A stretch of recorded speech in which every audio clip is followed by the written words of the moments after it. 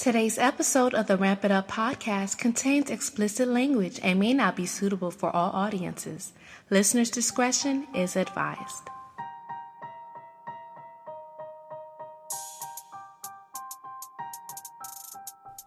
Ladies and gentlemen, you are listening to the Ramp It Up podcast with your host, Ronell Sinuis. Are you ready to ramp it up? Ramp it up, ew! Hey, yo, ramp it up, B. Girl, ramp it up! Ramp it up! The Ramp It Up podcast. Hey, you need to ramp it up. Ramp it up. Welcome back for another episode of the Ramp It Up podcast. I am your host and your favorite Zoe on Wheels, Ronell. We are at the end of January of 2023 already. It feels like just yesterday we were calling and texting and posting on social media Happy New Year and welcoming folks into the new year. And it's the end of the first month already.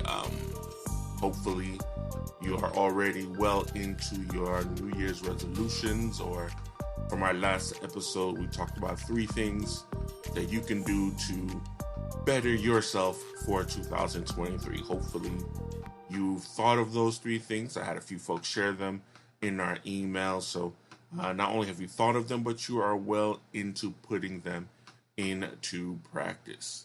There is no time like the present to do so, because clearly the year is not waiting for us. February is just a couple days away. I know some of us are waiting for our W-2s to come in the mail to get ready to file our taxes, though many of us who are on disability or receive assistance do not necessarily file. But if you got your W-2s, look out. Holler at the mailman, or if you get it digitally, make sure to file those taxes. For today's episode, I had a whole other topic planned, but I'm going to deviate. I'm going to deviate because I'm going to go on, I won't call it a rant, but I'm going to talk about a very important topic to those of us in the disability/wheelchair user community. Transportation. Not just transportation, but accessible transportation. I live in sunny Miami, Florida, and you would think a large metropolitan area like this, accessible transportation should not be an issue, but you are wrong. But I'm not going to just specify ground transportation. We're going to talk about accessible ground, air transportation, train, subway, whatever it is. We want to talk about accessible transportation. Our current U.S. Department of Transportation Secretary, Pete Buttigieg, he is always championing, or speaking of championing, for accessible transportation. Last year, for the 32nd anniversary of the ADA, he spoke about making airlines more accessible. So we're going to talk a bit about that because I saw a post on Instagram that kind of irked me, and I had a recent experience with transportation as well that kind of just brought it to the forefront of my mind. So we're going to talk about some of the experiences I have had with transportation. Of course, I want to hear from you guys as well. I'll be posting our Instagram so you can comment there.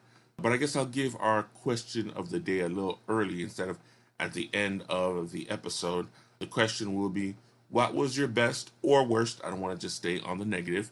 So what was your best or worst experience with accessible transportation? Now, just to kind of, again, give an overview, we're talking about the public transportation, whether you take bus, train, subway, the metro rail to work, whether you're taking Paratransit, which is some of the wheelchair accessible vans or buses that come directly to your home and take you directly to your destination, whether you fly, whether you take Amtrak for long distance trains. I want to know. You could post it on our Instagram after I put the post there and asking the question. If you're not following us, remember our Instagram is ramp.it.up.podcast, Ramp It Up Podcast on Instagram. You can also find us on Facebook where you can answer the question as well. Just look for the Ramp It Up Podcast on Facebook. Email us at rampituppodcast@gmail.com. gmail.com. I've gotten a couple emails. I'm getting around to answering everyone. I appreciate it. I really want to keep in touch with everyone this year. rampituppodcast@gmail.com. Also, if you're not doing so already, follow us, subscribe, and rate the podcast. We're on all major podcast platforms: Apple Podcasts, Google Podcasts, Amazon Music, Spotify, iHeartRadio, you name it, we're on it. Last season, we started on YouTube. We started posting our episodes on YouTube, so you can find us on YouTube. Just search for the Ramp It Up podcast page. I promise we're going to have more videos along with the episodes. I think that's about it. So again, I'm going to repeat the question. What is or has been your worst or best accessible transportation story? I want to know. Don't care how long your story is, how short. Please send us in your stories. So what prompted today's topic? In my email, as you all know, I'm a volunteer for the United Spinal Association, and they have the New Mobility magazine, which is associated with the United Spinal, and they put out another article just talking about individuals who've had bad experiences flying as wheelchair users. I spoke vehemently about it back in December about my experience flying to Houston, Texas, which was my first flight since my injury back in December of 2016. Thankfully, I cannot complain in comparison to many others who've had very bad experiences in the air. My wheelchair was not damaged, but I'm going to be honest, it was nowhere close to a very smooth experience. Again, I commend all of the staff from the United Airlines who were extremely helpful and extremely kind and understanding, but there needs to be a lot done. And I'm not just talking about through that individual company, through their policies and procedures, but federally, there needs to be more legislation to make the experience not more comfortable, not more relaxing, but safer. Safe is the key word for not only the passenger, myself as a wheelchair user, but for the staff who are assisting us. So I saw the article, and alongside it, there was just another, while scrolling through, I guess, the Instagram Reels, I saw a reel of a woman sharing her experience as a wheelchair user where the airline did not have an aisle chair, and she needed to use the restroom during the flight, and she literally had to sit on the floor. I believe she's a para, so she was able to use her upper arms, but she sat up and had to drag herself up and down the aisle to go to the restroom and return to her seat. Not only is that physically dangerous, but that's demeaning and demoralizing. And as a person, I have my dignity, and for her to have been forced to do so is ridiculous in my opinion. And I'm sure she's not the only one who's had that experience, but like I said, that kind of sparked me into wanting to go into this topic today. So we're going to kind of break it down just a little bit. We're going to speak first and foremost about the experiences with ground transportation and public and paratransit, and then we're going to get into a bit of Pete Buttigieg and what he spoke about leading into airline transportation and making it more accessible.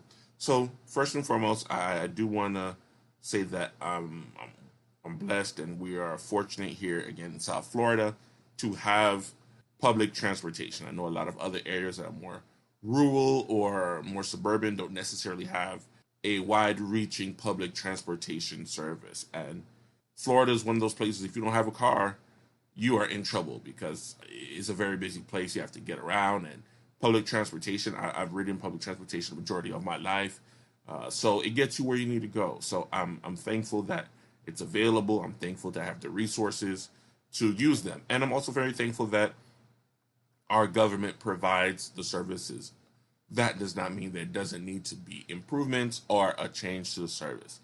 I live right on the border of two counties, although Dade County, 305, Miami is what I represent. But I'm right here by my Broward County. So I'm fortunate enough to be approved to use both the Dade and Broward County paratransit services, and I could use both the public services. They're literally about a block or so from my home, so if I need to take the local metro bus, I can do so. It's just a ride up the block where I could take both Broward or Dade County buses to get to where I need to go. But usually because you have to transfer from one bus to another, it's more efficient and a lot safer for me to just use the paratransit services that come to my door and bring me to where I'm going. Brief overview of those services: you have to apply with your particular county, pretty much prove your disability and why you are unable to safely and regularly use other modes of transportation, which is my power wheelchair and the fact that I have to have a caregiver with me in most of those instances, which makes me eligible for those services. And they choose whether they will charge you the full rate, a reduced rate, or if you get complimentary services. The rule for setting up a ride is you have to call 24 hours ahead of your scheduled departure. And it has to be before 5 p.m. of that business or that day, because you can also do so on the weekend. So, for example, I have a doctor's appointment Monday, 9 a.m. I have to call transportation at the very least the Sunday before 5 p.m. By 5 p.m., they lock in all of the reservations for the following day. So I call in and let them know. Now, in preparation for your route, you want to give the most 2 hours, minimum 30 minutes to an hour for your ride to pick you up, because of course they're picking up other passengers. They could be late, and of course the distance of your ride, etc. So for that 9 o'clock appointment, odds are I'd be setting up for 7 or 8 o'clock, depending on how far it is from my home. That is best case scenario. The ride gets to your house. They have about a 30-minute window. Otherwise, they're late. What happens when they're late? Nothing. You still pay for the ride. At most, you can call the office and ask them to do a GPS check. But okay, that's essentially it.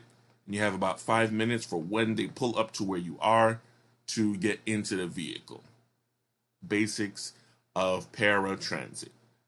Again, I'm very blessed and fortunate to have the resource, because many others do not. Here is the hard point of this, and I just want to make it clear. First and foremost, in Dade and Broward County, there's a bit of a monopoly on the paratransit. It's one company that provides the service and is contracted with the counties, so they essentially do what they want. From what I know from speaking to a lot of the drivers, their pay rate is much lower than if you were to work directly for the city or for the school, if you were driving for them, or for a private service. So there's a lot of turnaround when it comes to drivers. A lot of the old school drivers who've been doing it for 10, 15, 20 years, who have the right skills and the patience and, just know how to deal with their riders, tend to not stay. Secondly, the vehicles tend to fall apart quickly. Now, I know it's city budget and it takes time to raise the money to change out a whole fleet of vehicles, but I've been in many vehicles that were either bug-ridden, and I'm talking about roaches all over the bus. Like, yo, don't let that get on my wheelchair to infest my home. Like, roaches everywhere. Or the air conditioning doesn't work. For those of you who don't live in South Florida, you cannot really survive without air conditioning. It's a part of life. Like, budget for having your AC in the home and for maintenance. So having a vehicle without air conditioning, imagine being in the back of a van in about 90-degree weather with about 3 or 4 other passengers. Windows don't go down. It's hard to breathe. I've literally almost passed out in those situations. And the driver will tell you, hey, they've reported and asked them to get the vehicle fixed, to get the air conditioning repaired, and it's not happening. Also, I've been on vehicles where the equipment doesn't work. The vehicles are so old that the lift either gets stuck or it doesn't come down at all, or when you're trying to get off of it, it doesn't go all the way down. So there's kind of like a little jump, like a little mini ramp for you to jump off of with your chair. And yeah, clearly that's not safe coming down or up. Or the driver has to use the manual crank versus the electronic one, or you're on it and you feel like it's tilting to one side or another. These are all things that I feel should be better regulated. I know a lot of these vehicles, they do get inspected, but how often are they being inspected? Are they truly safe enough for the passengers? And lastly, the time frame that these vehicles operate on. Again, I tip my hat to these drivers. A lot of them are working 12-hour shifts. They don't get breaks. They're up and down all over. I can't even just say the city, the county, driving for hours. It's a lot of work. And not only that, but, helping the wheelchair users push in and out of the vehicle. It's a lot of manipulating. It's a lot of work. It's a lot of physical labor. There needs to be either better routes created or more drivers added to the street, because at times, or I would say the worst route I've ever had kept me in the vehicle for 4 hours.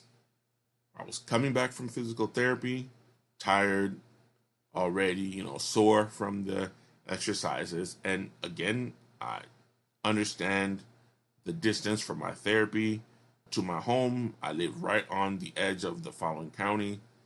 In a vehicle, just a car driving straight, is about a 20 to 30-minute ride, depending on traffic, of course. If there are other passengers in the vehicle and having to drop them off, it could be anywhere between 1 hour to 2 hours. That day, because the route was so ridiculous and the van was full of passengers. When I mean full, there were about 5 wheelchair users. Most of those vans are rated for 3, no more than 4 wheelchairs.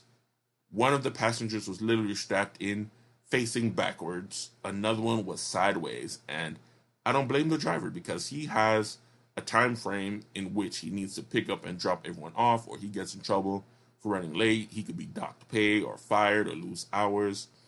But it took me 4 hours to get from one part of Miami to the next. I called.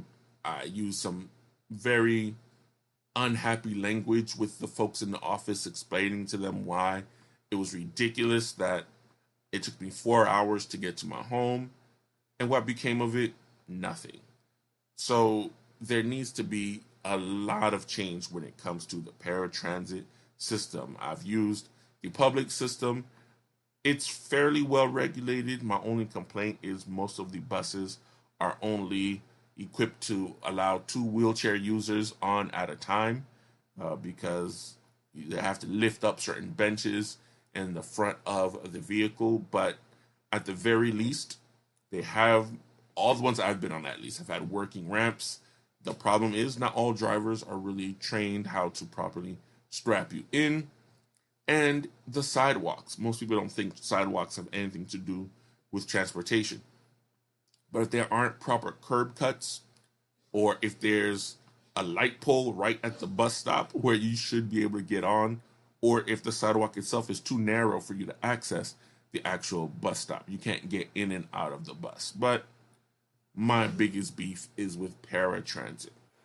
Now the pro, and again, I don't want to be all negative, the pro I will say for Dade County, when you are approved and eligible for the paratransit, you also receive free transportation for the public, or at least the Miami-Dade public transportation services.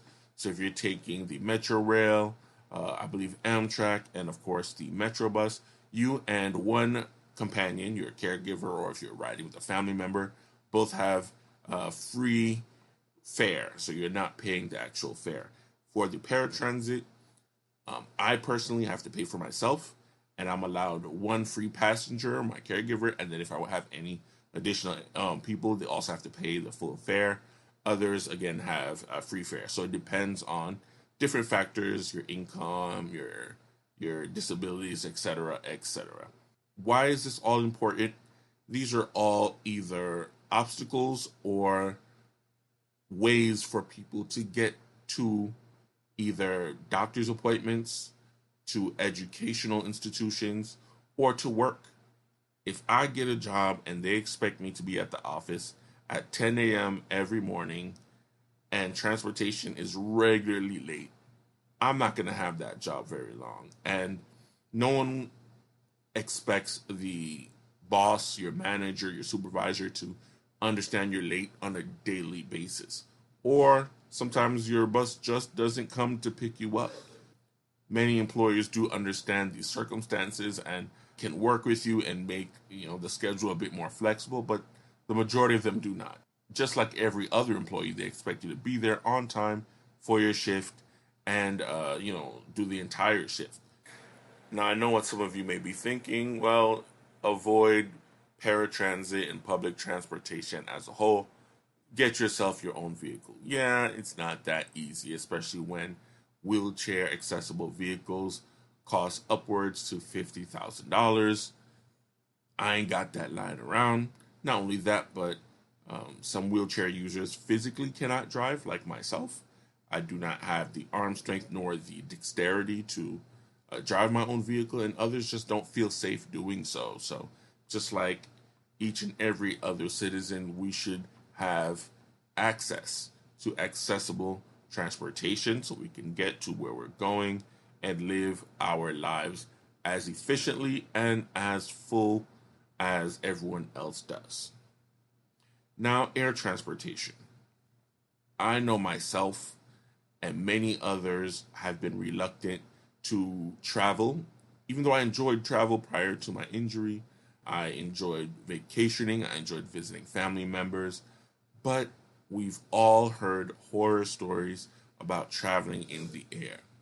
If not for your chair being damaged or lost, for individuals who've been dropped during the transfer process. I remember explaining that in the December Houston We Have Liftoff episode when I was explaining the process.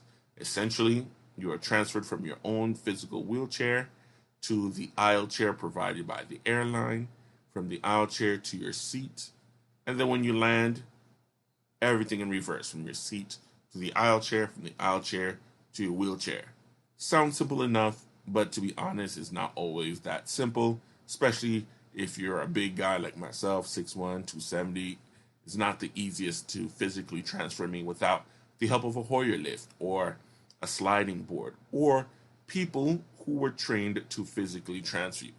It is physically uncomfortable for me and for the staff. That being said, I mentioned before, Pete Buttigieg, our U.S. Department of Transportation Secretary, has been championing for some time for accessible transportation. In fact, I was on YouTube and I came across, it was a video put on by the Paralyzed Veterans of America during a press conference that Pete Buttigieg was putting on. I just want to share a clip of his speech and what he spoke about when it comes to making air travel more accessible for wheelchair users. Earlier this year, I met with Charles Brown, a Marine Corps veteran, and the president of Paralyzed Veterans of America. He shared the story of how poorly trained airline employees once dropped him onto the jet bridge while removing him from his wheelchair during boarding, breaking his tailbone and causing an infection that he barely survived. And practically everyone who uses a wheelchair and flies, including colleagues of mine here at the DOT, has a troubling story about an airline experience. Many have far more than one. No other form of transportation, trains, buses, boats, forces you to give up your mobility device when you board. And the same ought to be true of airlines. So in the months and years ahead, we plan to work toward a new rule that will allow passengers to stay in their personal wheelchairs when they fly.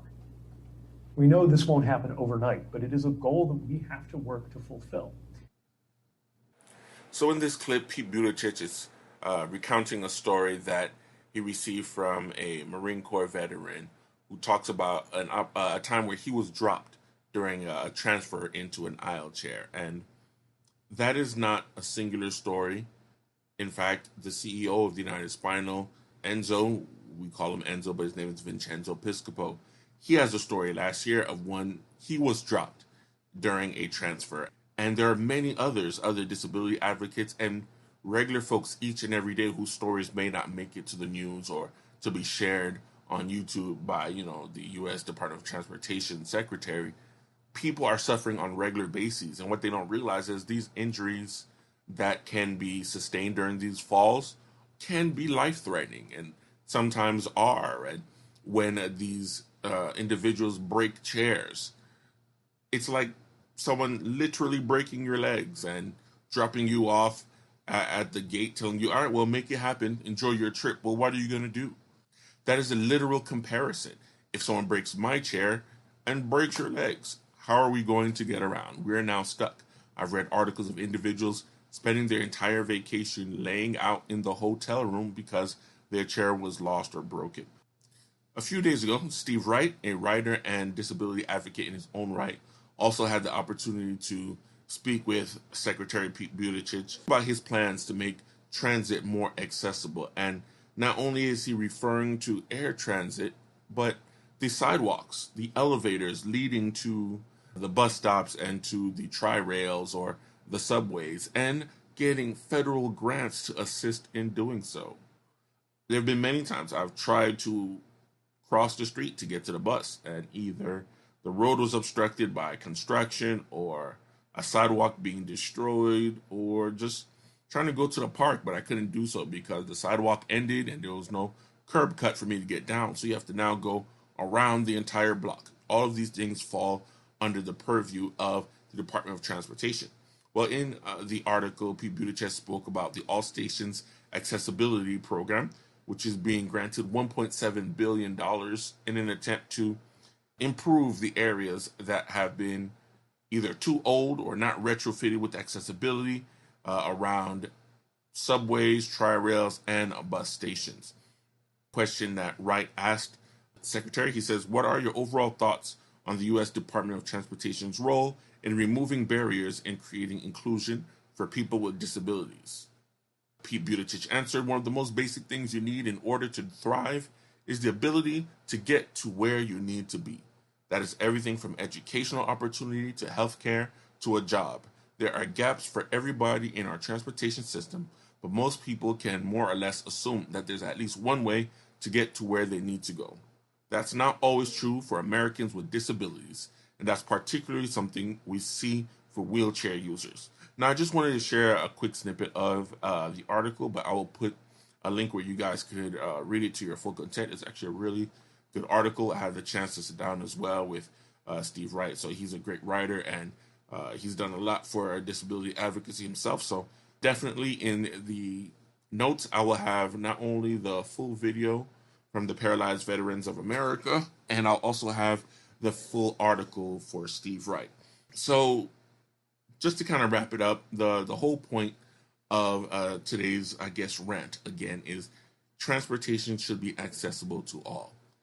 A lot of the verbiage from the ADA uses words like accessibility or minimum requirements, but we deserve more than the minimum. Whether we're just using the transportation to get to work, to go to the grocery store, to go visit our loved ones, to go to the gym, whatever each and every person chooses to do on a regular basis, we deserve to have accessible transportation. Outside of Pete Buttigieg, there are many organizations that are fighting for regular, accessible, fully, truly accessible transportation. And if you're not a current wheelchair user, I just want to kind of appeal to your senses, because at any time you can become disabled as well. No, I'm not wishing the worst on you, but imagine if you break your leg. Unfortunately, some of us go to the gym, we play sports, you might slip and fall, break your leg, and you still have to go to work, or you have to find a way to get to your doctor's appointment. If there wasn't accessible seating on the bus, how would you get there? Or you might want to take grandmother on a vacation to go see family, and she has to use a wheelchair to get onto the plane. If they don't improve the process to transfer someone, how would you feel if they dropped grandma on the floor? This affects all of us. At some point or another, it is said that everyone will develop some form of disability. Do you want to wait until it is your turn to advocate for accessible transportation, or should we do so now? I know there are organizations such as All Wheels Up and United Spinal Association that is also calling for people to share their experiences. So when they go to Capitol Hill and they go ahead and lobby for these other policies to make the airlines find a way to allow us to remain in our own seats during these flights, they want to know some of your stories. I'm going to wrap up just by asking you again, I'm going to repeat the question of the day.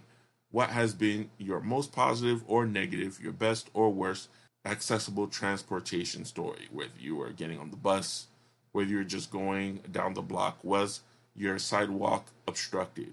Were you trying to get on a plane and your chair was damaged, or you were unfortunately aggressively jostled during the transportation? I want to know.